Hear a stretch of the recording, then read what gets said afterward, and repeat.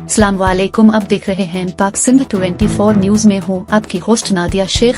कराची से रिपोर्ट कर रहे हैं शाहिद मेमन। कराची में चारा डीलर्स का जानवरों के साथ भी इंसानियत से सलूक करने का इंकिशाफ।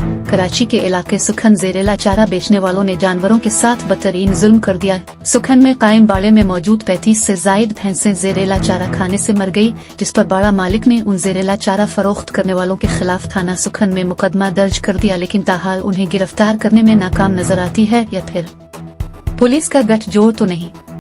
सवालिया निशान। कराची में कायम बाड़े मवेशी मंडियों में जेरेला चारा फरोख्त करके अवाम की लाखों मालिकियत की गाय भैंस इन जमीर फरोशों की भीम चढ़ने का खतरा लाहिक हो गया। कराची में कायम बाड़े के मालिकान ने DC मलीर SSP मलीर से इन जहरीले चारा डीलर्स के खिलाफ सख्त से सख्त कार्रवाई का मुतालबा कर दिया, और इनका कहना था कि इस तरह के लोगों की वजह से बेजुबान जानवर इनकी बेहिस्सी की नजर हो जाते हैं। ऐसा चारा मार्केट में लाया जा रहा है जिसे खाते ही जानवर फौरी तौर पर मर जाता है, जो कि एक जहर की सूरत में फरोख्त किया जा रहा है, जिस के खिलाफ फौरी एक्शन की जरूरत है ताकि बेजुबान जानवर को मरने से बचाया जा सके, और चारा डीलर्स के गोदामों को सील किया करके इनका इंस्पेक्शन किया जाए। असांजो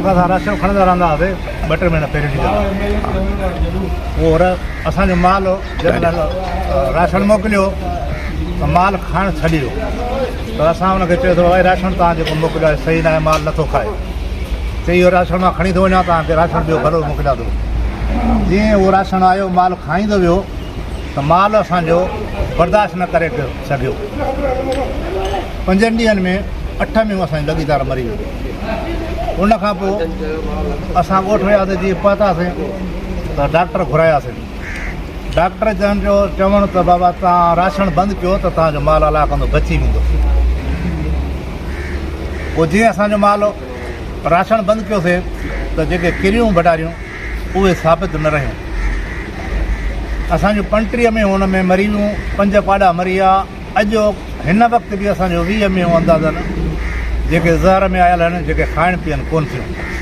असांखां कोन पुछे वञूं था थाणे ते, असांखे वापसि करे था अचनि, न असांजी FIR कटियूं। असांजी कोर्ट खे अपील कईसीं त हिन असांखे धमकियूं मिलियूं। अकरम अफ़ज़ाल त हिन अपील तां तव्हां दरख़्वास्त सां हथु खणो, जेका एप्लीकेशन विधी आहे, न त तव्हां बचंदव न। तुंहिंजो पुटु जेको नंढो आहे अख़्तर, इन खे असां खणी मारे छॾींदासीं। आगा DSP आहे असगर, उहो सॼी हुनजी फेवर करे थो। आगा इम्तियाज़ हुनजी फुल फेवर करे थो। बिस्मिल्लाहिर्रहमानिर्रहीम। जीअं असीं वाक़ियो ॿुधोसीं, असां हिते लाड़काणे खां कराची पहुतासीं। अॼु भाड़े ते अची हिते अची ऐं जेके कुझु हक़ीक़तूं मालूम थियूं आहिनि, मां हुन जे सख़्तु लफ़्ज़नि में मज़मूत कयां थो त जेका हितां जी इंतिज़ामिया आहे, जेका सुखन थाणे जी इंतिज़ामिया आहे, SHO समेत उतां जा पुलिस जा अमलदार ॿिया बि, उहे सभु उन्हनि सां ॿधल आहिनि। इंतिहाई वॾी ज़्यादती आहे त माल बि हिन जो मरी वियो आहे, धमकी बि वरी हिन खे ॾियनि था। ऐं असीं वाज़िब करणु चाहियूं था एज़ ए चैंड एहताज पाकिस्तान चेयरमैन जी हैसियत सां त पुलिस पंहिंजो रवैयो सुधारे ऐं FIR बि हिननि जी कोन पिया कढनि। पूरो हफ़्तो हिनखे दिलासनि में रहाईंदा आया त तव्हांजो मामिलो असां ईअं ख़ानगी लेवल ते हल करायूं था।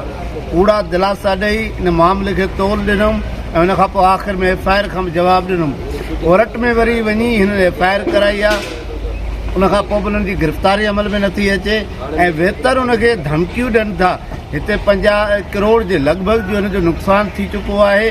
उन जे बावजूदु इंतिज़ामनि जो तदारुक असीं वाज़िब करणु चाहियूं था त चैंड एहताज पाकिस्तान पूरे पाकिस्तान में इवन सुखन थाणे जे अॻियां असां सख़्तु एहतिजाज कंदासीं। SP खे चवंदा फौरन जेके नामज़द जवाबदार उनखे गिरफ़्तार कयो वञे ऐं अदालत जे कटहरे में उन्हनि खे आंदो वञे ऐं हिननि सां इंसाफ़ कयो वञे।